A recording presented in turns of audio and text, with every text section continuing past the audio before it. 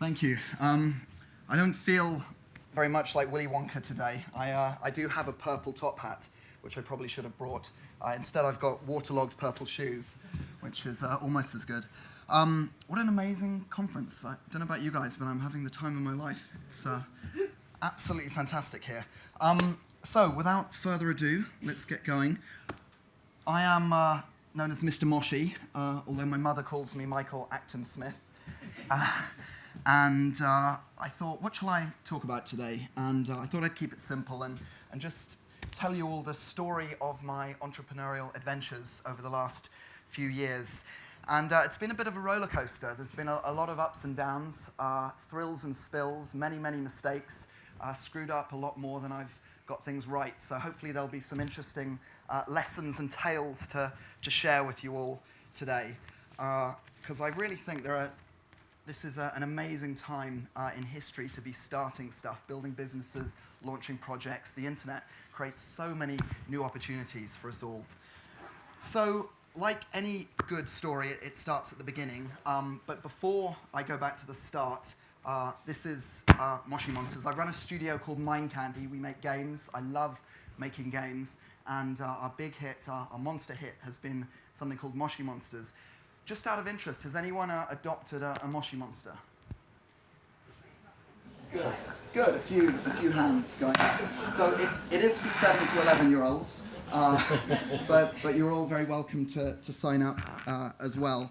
And I'm going to be talking a little bit more about Moshi in a moment. But back to the beginning, I was at university in Birmingham, and I left and walked out into the big, crazy, scary world. And didn't really find anything I wanted to do. And I realized quite early on I was going to probably be unemployable. So I decided to set my own business up with a friend of mine from university. And we racked our brains about what to do. We knew it had to be fun. We knew it had to be something that we were passionate about. So we stumbled onto this idea, which was to launch a boys' toys website, which became Firebox. We thought, how amazing to sell digital cameras and remote control planes with lasers and all sorts of other fun stuff. And basically our lives, we thought, were going to be like Tom Hanks in Big, one non-stop wild adventure. And those men's magazines were where we saw all these early products and got inspired by them. And so our entrepreneurial journey began. And as I say, it felt like the perfect job, but we only had a little bit of money. We'd just come out of university. We didn't have any rich friends or relatives, so we took ourselves off to the local banks. We were actually based in Cardiff. Tom's parents lived in Penarth and let us use their attic as our office because we couldn't afford one. And we went to the local banks, and everyone turned us away and didn't like our madcap idea. So we had to get creative, and we decided to sell our bodies to medical science. And we saw an ad in the local newspaper asking for people to go to Merthyr Tydfil for a week to test a new anti-migraine drug. And we thought this sounded brilliant. We were going to be paid £400 to be injected about 36 times over that week to test out this new drug. And we came out, we survived. My mum was so impressed we survived, and she realized how serious we were about the business. She decided to give us a little bit of cash as well. So we were underway. We were able to buy a printer and a computer, and the business was going. And the problem around this time, though, was although this is about sort of 1998, and the dot-com boom was just getting going, the exciting thing was that there weren't many competitors online selling crazy products like us. But the downside was there weren't many customers either. So our turnover was about £10 a month, usually from friends, pretending to be strangers, writing in, just to give us the confidence to keep going. But it got pretty dark after a few months, and we were really getting a bit desperate. And then we had a brainwave. We were in the local Cardiff University bar, and we saw someone lining up tequila shots across the bar. And in our slightly drunken state, we realized they looked like chess pieces on a chessboard, little pawns. And so from that discussion became something called alcohol chess. We we raided Tom's mum's crystal drinks cabinet when she was out one night and created shot glass chess, which is the thinking man's drinking game. The rules are very simple. You fill up one side with, say, vodka and the other side with Southern Comfort, or red wine against white wine, or orange juice against lemonade if you're feeling a bit tamer. And then you play the game of chess as normal. Every time you capture a piece, you have to drink it. So there's this wonderful inbuilt handicap. The better you're doing, the more drunk you're getting. And by the end of the game, you get very drunk. For anyone that hasn't met Tom, he doesn't look anything like that. That was after a very vicious queen sacrifice. And by the end of the game, no one remembered who won, or we just knew it was a pretty cool idea. So we thought someone must be selling this. We couldn't find anyone in the world selling it, so we decided to make our own. Went to a load of local factories who took pity on us and allowed us to make the first 100 sets and gave us credit. And we put together probably the world's worst press release and sent it out, and amazingly, it got picked up. And we learned a really valuable lesson here, the power of story. You know, we were two guys out of university with no money, came up with this wacky idea for a shot glass chess set, and managed to get tons and tons of coverage, way more powerful than advertising or traditional marketing. We were on Radio Wales, in Time Out, in FHM, Loaded. We even got on page 3 of The Sun, which was quite exciting. Not the main picture, just a little footnote at the bottom. So that was all great, and this is what the chess set looked like at Firebox. Sadly, we don't sell it anymore. And this is what Firebox is now, still going strong, selling all sorts of weird and wonderful stuff. But back in '99, after the chess set, we decided to move to London, and we'd heard the streets were paved with gold, and there were lots of exciting things going on in the internet space. And the first name for the company before we became Firebox was Hotbox, because the products were so cool, they were literally, or so hot, they were bursting out of the box, hence our beautifully designed logo. Now, the only downside to this brilliant name was we owned the domain name hotbox.co.uk. There was a site in America called hotbox.com, which was one of the world's largest porn sites. And we'd get all this traffic, and none of it ever converted. And it confused us massively, two naive chaps. My mum was so proud of her son setting up an internet company and surviving drugs testing and all sorts of other stuff that she'd tell all her friends to go and check out her son's company, Hotbox. And they'd end up at the wrong place and cause all sorts of embarrassment. So we changed the name to Firebox when we got investors, and as I say, still all going strong. So around a couple of years later, sort of around 2003, I decided to set up a new business. And as I said at the start, my real passion is games. I grew up with one of these. Anyone remember this? Marvel. I think just the other day it was 30 years old. So a nice one, Mr. Sinclair. My dad bought this for me to do my homework and write letters, and all I wanted to do was play games, and like most kids of my generation. And around, as I say, around 2003, 2004, I started thinking games were becoming more social. You know, they weren't just for 16-year-olds in their bedroom. Everyone started playing games. And over the last few years, we've seen that in even more effect. Social party games like Guitar Hero, Farmville, dancing games, iPad, iPhone games, and all sorts. And I felt there was going to be some really exciting, interesting things going on here. So I created a company called Mind Candy. I loved the name and the idea of learning, but doing it by making it fun. And the first project we launched at Mind Candy was something called Perplexity, and it had been inspired by a book I read as a kid called Masquerade. Which, anyone remember Masquerade? A few hands. Incredible concept. For those that don't know it, a very eccentric but wonderful chap called Kit Williams buried a golden hare somewhere in the English countryside and then released clues in this book as to where it was buried. And the whole country was captivated by it. That's me with my dad. Before the book came out, we used to love going treasure hunting and going on long walks. And this idea bubbled away in my head for years and years. And I thought, in the internet age, wouldn't it be great to create a modern-day version using the internet as the connective tissue and allowing people to form communities to solve all the clues? So we created a very rich world, a wonderful story with all these characters. We created a magazine and a tourist guide, about a dozen different websites. There was a music album, and all of these had clues embedded in them. So if you listened to the music backwards and looked at the beats and turned it into binary, you'd get a password that would unlock something on a website. You decompile the source code, turn up at a live event. We hired helicopters and we had actors, and it was extraordinary, creatively amazing, commercially disastrous. I'd raised about £6 million from some very serious investors and told them this was going to be the future of entertainment. And for a while it was looking really, really exciting, but it was just too complex. People didn't want to consume their entertainment in this very, very fragmented, complex way. But I learnt an awful lot from it, and that led me on to creating Moshi. So when I went to the investors and said, you know that £6 million you've given me to create this amazing company, well, spent most of it, but fortunately still got one other idea. And I'd been sketching away in a coffee shop, and I love doodling and drawing, and this is the first little Moshi that I drew. Originally it was going to be called Puzzle Monsters, because I think the educational side of it is very important.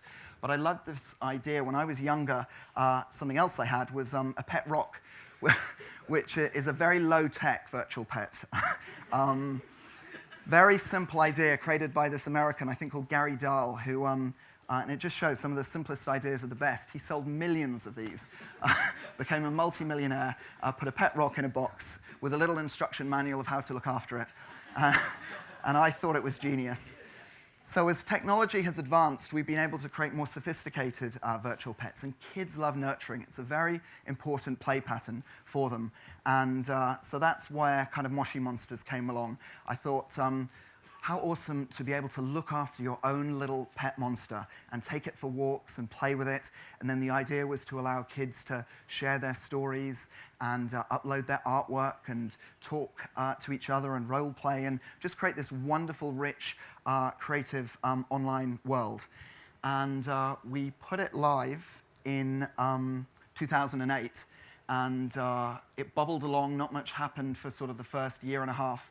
And then suddenly something magical happened in the summer of '09, and the site just took off like crazy. And now we're about 60 million registered users and about one new sign up every second. So kids all around the world in about 150 different countries absolutely love Moshi Monsters. And one of the reasons for it to take off was when we realized that kids love to share and show off and communicate just as much as grown-ups do. And if we could build a safe world and a safe community online that allowed them to do that and treat them with respect and teach them to treat each other with respect, then we could build something special, almost like the safe kids version of Facebook. So that was a real turning point for us.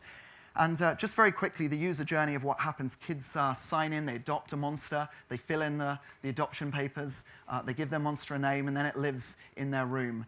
And one of the reasons why kids love it is because in their everyday life, they don't have an awful lot of control on what they can do. They're told what to eat, what to wear, when to go to school, and so forth. But online in Moshi, they're in charge. They can design their house exactly as they wish and dress up their monster. So one of the important parts of the world, one of the key things kids love is the Puzzle Palace. And as I said at the start, I wanted to call this world Puzzle Monsters, but it felt a little bit too educational. And so we wove this in under the kind of surface. We call it stealth education. And I'm a huge believer that if you can make anything fun, you can change behaviors and change the world. So to make learning fun, this was kind of our key mission. So we've got 35 different puzzle games: maths, English, spelling, logic, and kids do these puzzles with their monster. But because we've got game mechanics, they play against the clock, they get rewards depending on how well they do. They earn in-game currency called rocks, and then they can take their rocks shopping with them to the grocery store to buy food, or to Yakia to buy furniture, or if they've got a lot of rocks, they can go to Horrors to buy the really expensive stuff. And then there's a ton of other things to do in the world. There's a disco where they can go dancing. There's an ice cream parlor where they can serve ice cream. This is their room that they can customize and show off their style. Bottom right is a garden where they can plant seeds. And if they get the right combination of seeds to bloom into flowers, they attract little moshlings. And this is one of my favorite parts of the game. Every little moshling has its own backstory and quirky likes and dislikes. Some are rarer than others. And yeah, kids absolutely love these little characters. So this is what a room looks like, and children can, again, show off their music and games they like. They can drop by their friend's room and leave safe messages.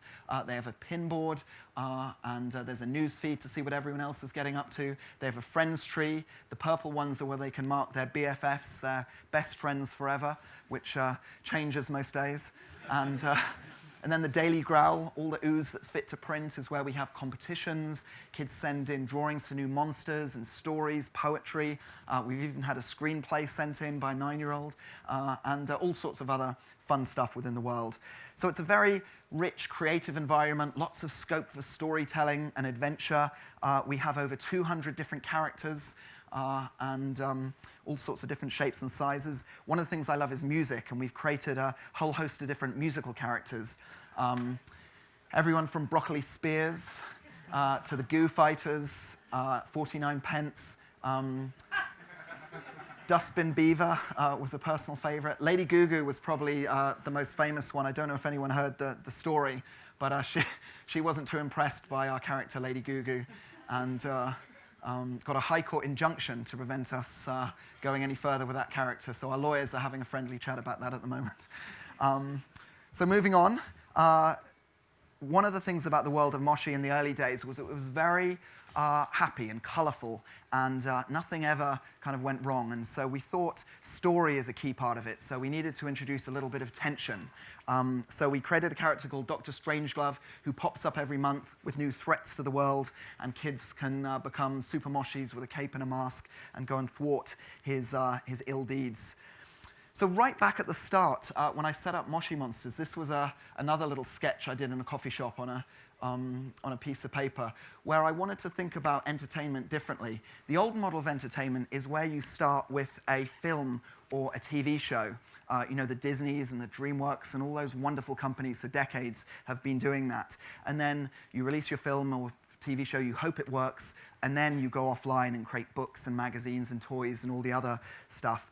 But in the new age, in the digital age, we think things have been changed, and we want the heart of our brand to start online so we can figure out exactly what our audience wants. We're building something not that we think kids want, but what they actually want, because they tell us, and we can look at what they're doing online. And then now the online side was successful. Kids wrote in and asked, could there be books? And we created a magazine, and there's cartoons and music albums and all sorts of other fun stuff to help the world grow. And we never want to do this in an overly commercial way. We get asked to sign probably 4 or 5 times as many deals as we actually do. We want to make sure on every platform we go, we can continue telling stories and keeping true to the heart of Moshi. And so far, it's been going really well. 20 million little Moshi toys were sold last year, 200,000 copies of the Moshi magazine every month. And then we're quite a creative bunch at Mind Candy, so we've been dreaming up where we take it next. So we launched a little pop-up shop earlier in the year. We turned a double-decker bus into the Moshi bus, complete with a slide, and we drive that around the country to various events. I really want to do a live stage show, sort of a cross between Kiss and the Muppet Show. I think that would be fun. And who knows, maybe eventually we will create a theme park like Disney did all those years ago. So just to come on to my final slide then, this is my niece, who is growing up differently to the way we all grew up. She loves watching YouTube videos. Her iPad is one of her favorite toys, and she thinks my laptop is broken because it doesn't swipe. And she thinks anything is broken, any screen that doesn't swipe, microwaves, picture frames, newspapers. And this new generation are very different, and she keeps me kind of looking at the world with fresh eyes of childlike wonder.